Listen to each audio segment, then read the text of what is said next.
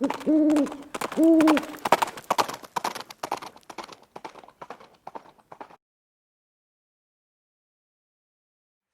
hey guys, good morning. It's Viejo here, and we are right at the end of January in 2023. Got a kind of a cold, drizzly day here on the central coast of California. It's about 10 o'clock in the morning, and I got 42 degrees outside. It's 52 here in the garage, but only because I got a heater going. It's right down there, pointed right at me. So a little cool, but that's all right. This is episode 2 of the 68 series. What we're doing with this series is I've got 7 different molds here that I've cast bullets with for the 45 ACP cartridge. These are all molds that are in the style of the Hensley Gibbs number 68 bullet. The first episode last time was just kind of introducing the topic and what we're going to talk about. What we're going to look at today is the measurements of all 7 of these bullets that I've gotten cast up. And we're going to compare those kind of side by side. I've taken 4 different measurements on each of the bullets. And we'll take a look at what those measurements are. And again, this is just going to be comparing to this bullet right here, which is the Hensley Gibbs number 68. This particular one is the plain base version. There is a bevel base version, and some of the bullets that we cast have bevel bases as well. So not looking to see which is the best, which one's better, which mold ran the best. You know, we might talk a little bit about that here at the end of the series, but for the most part, we're just going to look at the differences between all of these bullets that are produced in the style of the Hensley & Gibbs number 68 bullet. All right, let's get in here closer and take a look at these guys. All right, coming down the line here from the left, that first one there in the Sinbad purple from Prismatic, that's the Hensley & Gibbs number 68. Next in lime green from Eastwood is the Lee 452-200 SWC. In the squirrel gray, another Eastwood color, is the Lyman 452-630. That's one of our bevel bases. Then in signal red from Eastwood is the MP 68 plain base. It's HG 68 plain base. Then in the light violet from Eastwood is another MP. That's the MP 452-185 NLG. That's a plain-based hollow point.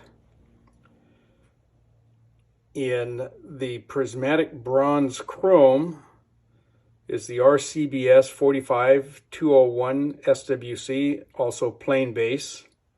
And then finally on the right is the Saeco, and that is the Saeco 620-68, a bevel-based bullet, and that is Eastwood's maroon. Let's come in here a little closer, and we'll get a better look at them. All right, here again is, this is our Hensley & Gibbs number 68, a plain base bullet. We'll show you, if you're not sure what that means, we'll give you a comparison here in just a second. Okay. Down here and you can kind of see the sort of a rounded shape to the nose, and all of these have kind of an extended semi-wad cutter nose. All right, so what we'll do next is we'll put each of these others up with an H&G number 68 right next to it. Here we are with the Lee bullet in lime green there on the right, and you can see that bevel base compared to the Hensley & Gibbs plain base. Quite similar shaped nose. The Hensley & Gibbs a little more rounded up at the nose. The Lee a little bit sharper. Here's our Lyman bullet in squirrel gray.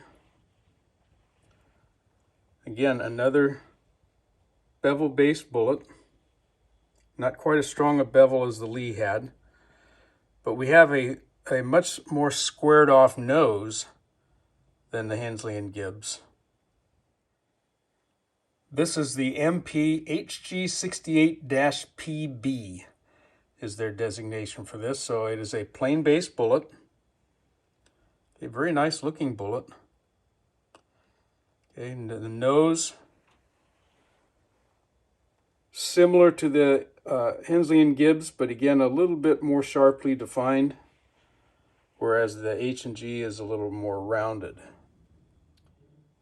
Next up is the MP 452-185-NLG, which means no lube groove. Okay, so this is a slick-sided bullet. It's plain base, hollow point in this case. I almost didn't include this one, but the metrics of it come out pretty close to the Hensley Gibbs, so I thought, what the heck, we'll stick it in there. Okay, again, a very nice looking bullet. Here's the RCBS. This is the 45-201- semi-wad cutter. Again, one grease groove, a plain base bullet. The nose on this one is a little more rounded than some of the others, and so therefore a little more similar to what Hensley Gibbs did with theirs. And then finally here we have the Saeco number 68. I think the actual number is 62068. This is a bevel-based bullet, but not as strongly bevel-based as a couple of the others that you've seen. Now, one thing about this one is this bullet dropped very, very fat, so it had to be sized. And in that sizing process, that lower driving band, some of that lead's got to go someplace when you run it through the sizing die. And it tends to kind of come down over the bevel base just a little bit. So that bevel's not very pronounced anymore. As cast, it's a little bit more evident. We took 4 different measurements. Of course, we weighed them, and then we got the calipers out and took 3 dimensions there. Let me bring you in a little bit closer here, and I'll show you what those dimensions were. So, of course, we did the diameter, and these have all been sized already, so they're all going to be the same at this point. We did the overall length of the bullet from the base up to the top of the nose. And we measured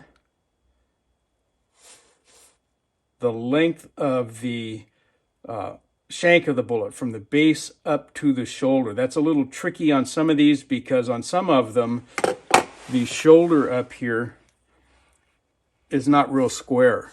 Okay, it's beveled a little bit. So that was a little tricky to get that. But nonetheless, we got the measurements. So let me show you the results of all of that.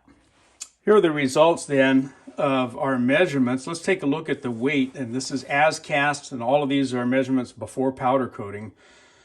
So with the alloy that I used, and these all came out of the same alloy mix, okay, a BHN of between 14 and 15, near as I can measure. The Hensley Gibbs 195 grains, the Lee 198, the Lyman 203, the MP number 68 plain base 198, the MP NLG hollow point 192, which was the lightest one, obviously with that hollow point. RCBS, one of the 3 heavy ones at 203, and the Saeco at 203. So we had 3 of these that were over 200, and the other 4 were just under 200 grains, but they're pretty similar. All right, our low was the hollow point MP at 192, and the high were the 3 203s. So 11 grain separation, extreme spread, if you will, from the lightest to the heaviest, and all actually very close to the Hensley Gibbs. Diameters as cast were mostly in the 453 area. Okay, I had a couple that were a little fatter. The MP 68 was a pretty fat bullet, and so was the Saeco. All right, RCBS was the next fattest at 0.454, but all of these sized very easily. It was not a problem, even after powder coating. All right, so the H&G at 453, okay, I had 3 of the others that were right there, and then 3 that were a little fatter than that one. the overall length. So that's, again, base to nose. Hensley & Gibbs at 0.620. And then we can come down the line here and see the Lee, okay, 23 thousandths longer. The Lyman, 10 thousandths longer. The MP, 10 thousandths longer. The other MP hollow point, actually a little bit shorter by 10 thousandths. Same with the RCBS. Okay, it measured the same as the MP. And the Saeco, about 10 thousandths longer. So the longest of all of them is the Lee. And the shortest then were these two right here, the hollow point MP and the RCBS.